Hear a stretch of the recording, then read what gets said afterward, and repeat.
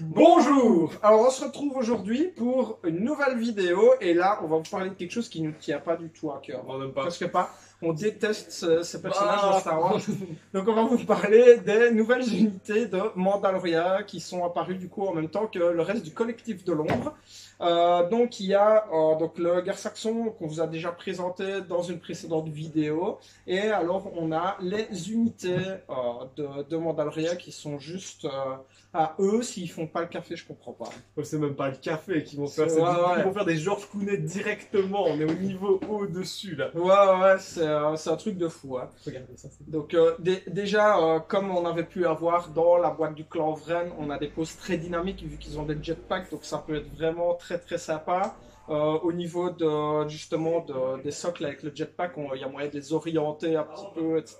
pour rendre ça vraiment stylisé. Il y a quand même plusieurs options. J'ai ouvert la boîte hier soir en rentrant. Il y a quelques options au niveau des têtes. J'ai vu qu'il y avait plusieurs têtes, plusieurs positionnements en bras pour certaines figurines. Donc il y a moyen de s'amuser quand même un petit peu. C'est pas modulaire complètement. Mais il y a quand même moyen de s'amuser un petit peu, donc c'est toujours sympa. C'est pas plus mal.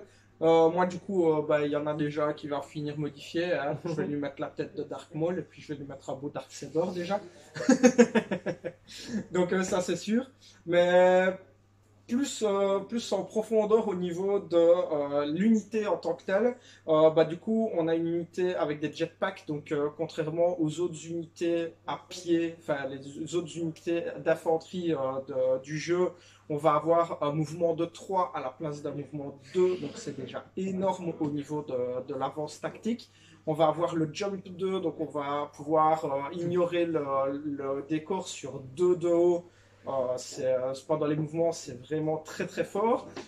Comme les rebelles, les bandeaux rebelles du clan Vren, on va pouvoir leur mettre la roquette sur le jetpack, qui est assez efficace. En anti-véhicule, c'est un one-shot, mais un one-shot qui fait très très mal. Ça peut vraiment tuer un véhicule, ou en tout cas très fort l'endommager. D'ailleurs, quand on a présenté Gar Saxon, on n'en a pas parlé de sa roquette. Hein. Ouais, c'est vrai parce que la roquette de Gar Saxon, c'est même plus énervé, c'est un missile nucléaire. Ça va Normalement, un missile de jetpack, c'est une seule utilisation. Et là, on est de suite sur une roquette qui a cycle, donc on va devoir l'engager pour l'utiliser, et ensuite si on l'utilise pas pendant un tour, on va pouvoir redresser la carte pour retirer avec sans avoir besoin d'utiliser une action pour la redresser. Ouais, on est clairement sur une unité qui va faire mal. Ouais, on va pouvoir tirer un tour sur 2 avec la roquette si on est un porteur, c'est quand même plus que raisonnable.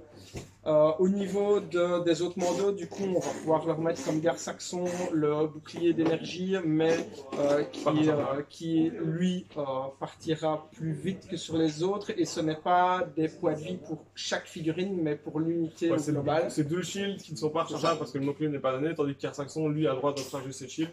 Donc ça sera plutôt du one-shot, mais sur des filles qui défendent en rouge et qui convertissent déjà, qui sont déjà très conquis. C'est costaud. C'est costaud. C'est vrai que ça a un petit prix en plus, mais ça peut s'assurer que vraiment les mandos résistent très très longtemps. Même un fire support de clone, quelque chose de vraiment très mortel normalement, elle pourrait résister. C'est ça. Au niveau des armes lourdes, on a un long rifle qui de mémoire tire à 3 avec un des rouges, un noir, blanc, si je me trompe pas. Oui, ça va être quelque chose comme ça. Et donc le marksman qui sera vraiment et qui rajoutera le mot-clé précis, donc c'est vraiment pour relancer des dés. Donc c'est dans une optique à mon avis plus de les jouer de loin là, à ce moment-là. Ouais. Parce que les mandos ici peuvent tirer aussi à 3, à 2 ou à 2. Il y a 2 choix d'armes de base. Sachant que l'arme à 2 est un peu plus forte, mais à 3 reste quand même très bonne parce que c'est quand même 2 dés aussi. Soit des noirs, des blancs de mémoire. Donc c'est quand même. Je pense que c'est quand même assez fort.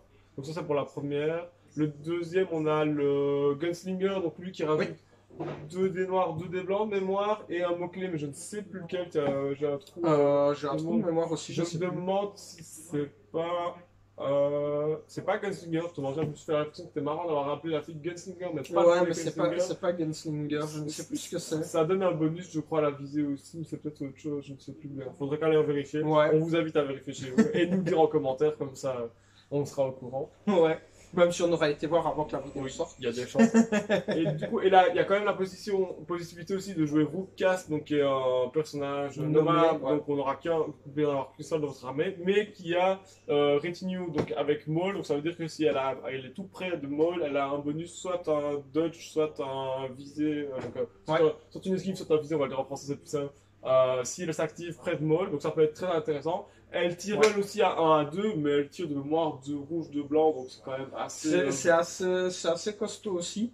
Moi personnellement, je sais bien que dans un premier temps, je vais tester avec le Marksman. Parce que c'est une des options qui coûte le moins cher, je pense. Oui, le juste moins cher, c'est d'en rajouter un sans rien. Enfin, une figue de plus, et là il y a juste le catch, Ouais, search. le cache, ouais. Catch search, je pense que ça va. Donc c'est assez sympa. La seule chose qu'ils ne font pas, et pour être honnête, je vais dire encore heureux, c'est qu'ils ne convertissent pas l'adrénaline en touche pour les attaques. Mais sinon, ouais, ça aurait été des agents. Ça aurait été des unités d'agents. Au niveau mots-clés, elles sont quand même chères, c'est une unité spéciale. Après, c'est vraiment l'unité phare du Shadow Collectif, c'est l'unité qui sera que pour eux, on répète encore une fois. On pourra en avoir plus que normalement, parce que la Battle Force permettra d'en avoir jusque 4 de mémoire. Et donc je pense déjà que jouer 3 ou 4 unités de Mordor, ça peut vraiment être déjà très, 3 bien chargés, s'il y a Gare Saxon tout près, avec les cartes de commandement qui permettent de donner outmaneuver à tous les spécialistes qu'il y a autour, et à lui-même, plus 2-3 autres petites options qui sont pas très négligeables. Franchement, ça peut être vraiment très très sympa.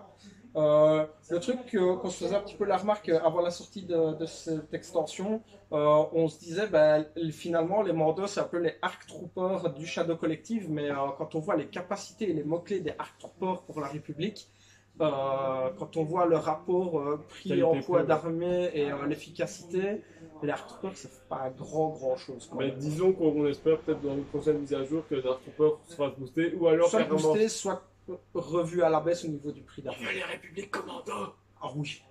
Comme ça, au moins, on aurait des trucs solidaires.